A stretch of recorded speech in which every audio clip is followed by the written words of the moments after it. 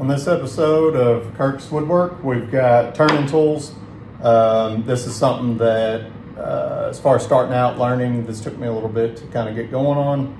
But traditional methods, a lot of people like to use these different mold gouges and things like that. But anyway, coming up, we'll talk about tools, tricks, things that speed up the process, kind of help you get started on turning wood, laying your wood out, all that stuff. So, hey everybody, thanks for tuning in. Today, we're going to talk about turning tools. So I've got several turning tools laid out here. I'm going to try and get them up so you can see them. So different styles that I learned with and found out that worked, that didn't work, trying to sharpen, different things like that. So it's just the struggles of like learning, starting out. I chose Carbide. I didn't like the grinding, the bench grinder, trying to get your edges right. If it dulled, man, the Carbide is just, for me, the way to go. Saves a lot of time. Financially, it's really not that much of a cost. So any questions you all have, we can kind of leave in the comments and I'll answer all that the best I can. And then we'll also maybe dive into what all parts that, part numbers, things like that. So on turning tools, I don't like the traditional tools. I started out with these, I didn't like them. They didn't, even grinding, things like that. You try to take your tool and then, you're grinding this edge, trying to get a good sharp, you can tell hold. I haven't used that. But a lot of people love those. I never could, like that's a small little gouge. This one was my favorite one. As you can see, it's like a lot shorter. That is due to grinding. Over time, I just kept using this one. That was the one I learned to turn the best with. It cut the best, everything else. So that was in the beginning, like I say, 3 years ago, something like that. I finally looked at some carbides, and actually I've got some old ones that had broke. On Amazon, you get into some of these that they're just, get what you pay for, but some, like these come from Amazon also, and these are my favorite. These are awesome. So I'll get into them. These are some of my old tools. I used to use these originally with this tool. Now I still use this one. So now this one has the diamond cut or diamond shape, the square, and then the radius, the round one. So I don't use these anymore. Those are the older ones that I first started with when I switched over to Carbide. This, however, I stuck with. This is a good wide base. It's thick, both edges. So as you can see, it kind of curves out. So when you have that resting on your tool rest, that on the inside, cutting out your bowl from the inside, this tool here is really good. So if you see one like this, and I can get that part number if anybody wants to comment, wanting part numbers for any of this, let me know and I can look it up. And I can get you what I got. So this has been a good one. This holds up good. It doesn't cause much chatter.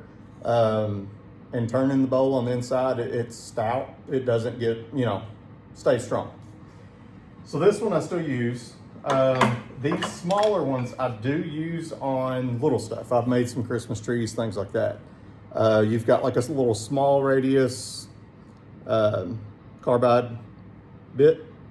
Then you've got the square, which I haven't used any of these. This one's one that's broke, but this one I use the fire out of. It's the diamond shape. So diamond cutter, carbide insert. So that one there is a favorite for me. I use it a ton. Parting off, finishing, stuff like that. So as far as tools, I do use the little radius, the small radius one, but I've got a larger radius also that's stronger than this one. So, but this one here works great.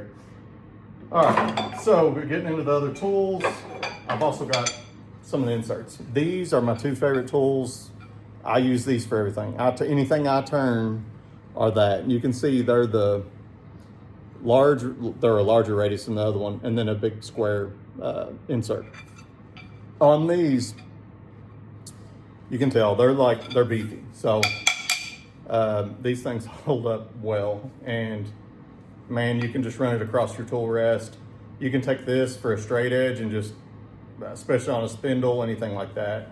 This I like to use on bowls, going around the outsides, things that like that. So getting into these, the insert, you can take this insert, the radius insert, it lasts a while, it holds up. There's not a whole lot of sharpening, but you know, there's screw. When you buy this pack, it'll come with, I think 10 per pack, and it'll come with some screws as well. So you can take this, I turn these, so you can loosen it, turn your insert a little bit, tighten it back down, and a lot of times you can tell the edges where it's been used. So once you kind of spin it and use it all, then okay, you're ready to take it off and use another one. Get a lot of use out of it. These, the squares, you can still get a lot of use, but you know, you've got 4 edges to work with, and these inserts are actually numbered. I don't know if you can, maybe you can see those. But they've got like 1, 2, 3, 4. So I always start out on the 1, actually it's a 0, and then 1, 2, 3, 4. And then I know I've turned when I get all the way to 4 and it starts dulling. But now that's kind of something you just get a feel for. Getting into those parts, we've got, here's the round inserts. There's all kinds. So here's the larger radius inserts. Actually, there's not a part number. So these are tungsten carbide. They're, I'm gonna say it's wrong, Asieg tool. But anyway, that's the brand that I am running. That might be backwards. So anyway, tungsten carbide inserts. This one's same brand. But you know, you can see the diamond bits, so all you gotta do is swap them out when they dull. There's no sharpening, no grinding, I mean, you just loosen it up, put your new one on, and you're done. Obviously, you only got 2 points to use, so once this one dulls, you flip it around and you can use the other point, but still 2 uses out of your diamonds. These are the larger radiuses. These are the ones I just spin around. These might be the square. Yeah, so these are the square carbide. Let me set these back down. And so they come in a pack like this. Get that to where you can, but yeah, screw those on. That's also a pack of 10. It doesn't say, it's Carbide. It doesn't say which brand company this one is, but it's still it's a Amazon item. So you've got, these are also carbide, carbon steel carbide. Square ones, I mean, you can get all those bits, everyone that all these tools. I've even got the smaller radius for this tool here, the inside bowl one. Actually, that's what these are.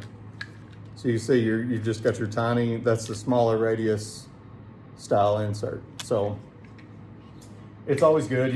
I keep all these in these type containers here, just anything to hold them all. When I need an insert, I know where to go.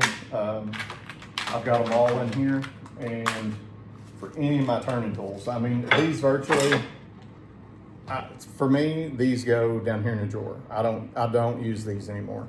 I haven't touched them since I switched to carbide. I only use carbide. I actually tried one a week or so ago and didn't like it. It was bad.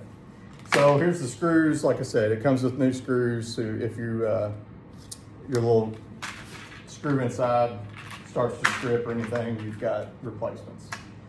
So all my carbide tools are here. That's a must. And then these tools here, these two, especially your square and your large radius, I'm gonna say it's a 20 something degree, 16 by 3 radius. So those round diameters I really like. Those are good. I turn every wood, turn all the wood with that one, whether it's black walnut, poplar, like I said, cedar, anything. So it's so there's all the turning tools as far as the things to kind of get you going to where you're turning.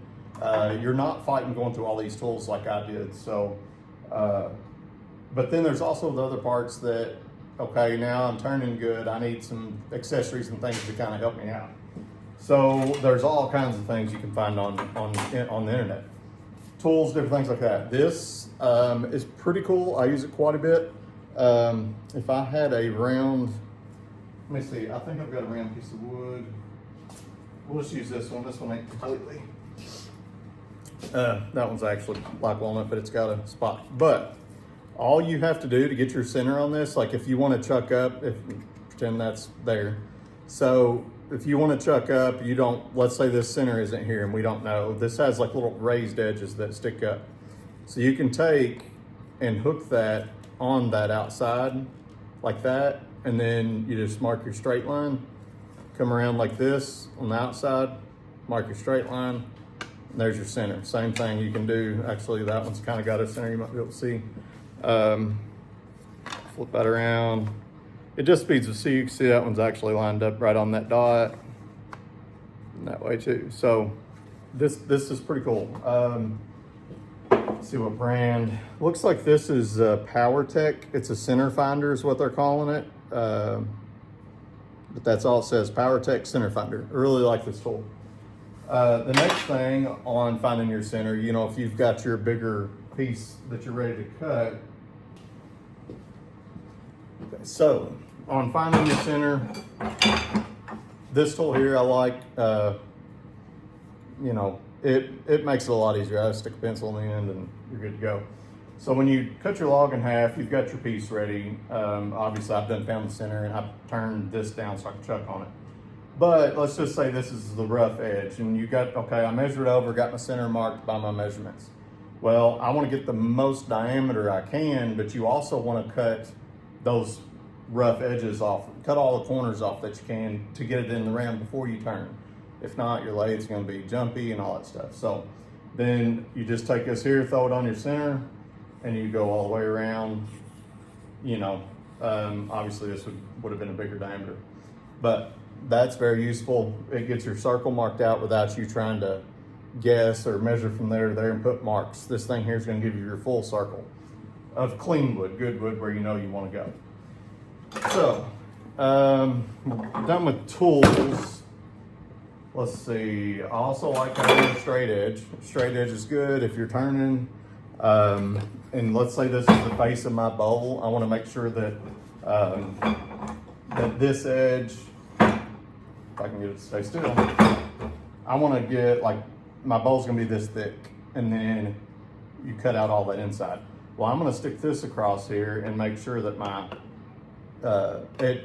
edges are straight. You know, it'll give you a good edge. I can do that while I'm turning. You can just throw it on there, cut a little more as you want. Also for measuring your depth, how deep you are into your piece for your center. So like having that. These are great, Harbor Freight. It's a pack of 36. They call them chip brushes.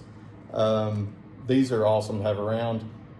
It's all the time, you know, when you use oils, I've got tons back here you can see, but this is a great way to apply it. But if you use a rag, whatever, but these get into places like in knots and things like that, cheap. So even if you use a brush per bowl, you're not throwing much money away. I mean, you're making your life easier by doing this. Brushes, also sanding. Sanding is the thing. Sanding's where it's all at.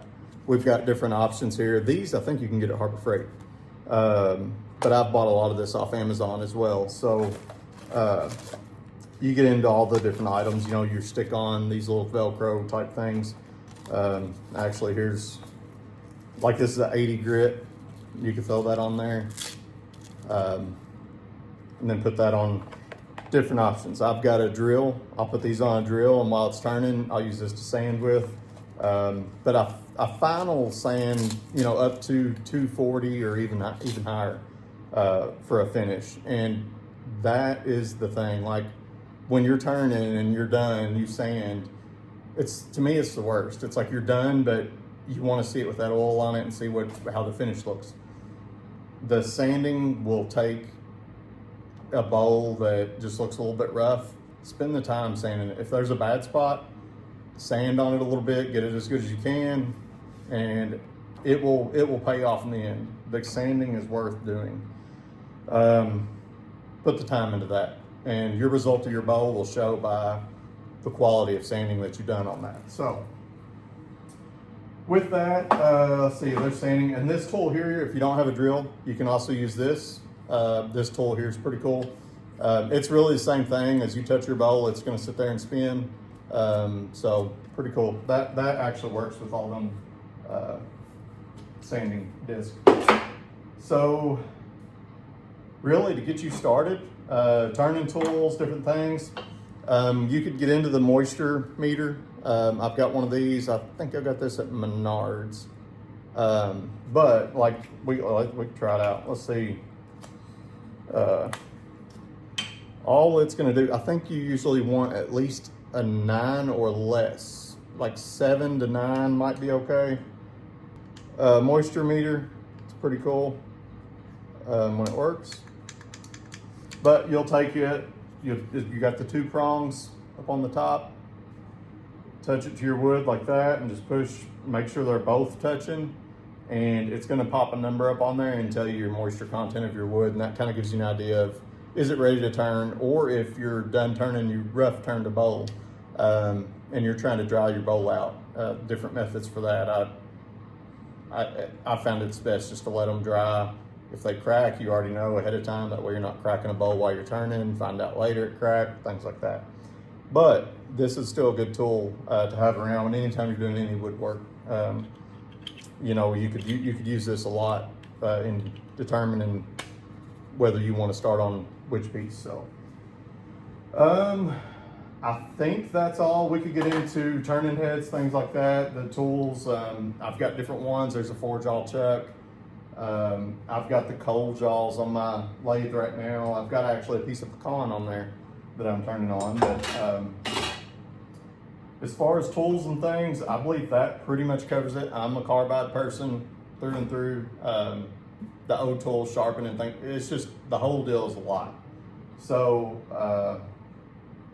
for me, I hope this helps. I hope that kind of gets you going as far as starting out, gets you turning. These tools aren't that bad. Just comment down in the comment section if there's any of these tools that, hey, I want the part number, that's the one I want to get. I will post the link to that item on Amazon. But that's all for today. In the next episode, we will get into some epoxies, resin, work like that. I've actually got a bowl here. Actually, there's some mixers and things, but this bowl already has some in it, but it also cracked on me again. So I've got like a big hole there. But we'll get into epoxy, resin, how I do these, how I get these edges like that. So we'll end up having resin in here. We've got dyes, things like that. So yeah, just stay tuned for the next one, and we'll get to resins and things and how all that works. So hope this video's helped. Like, subscribe. Subscribing really will help me on this channel. So it's always appreciated. And more than anything, I just hope this helps somebody that's starting out in woodworking. So thank you. See you soon.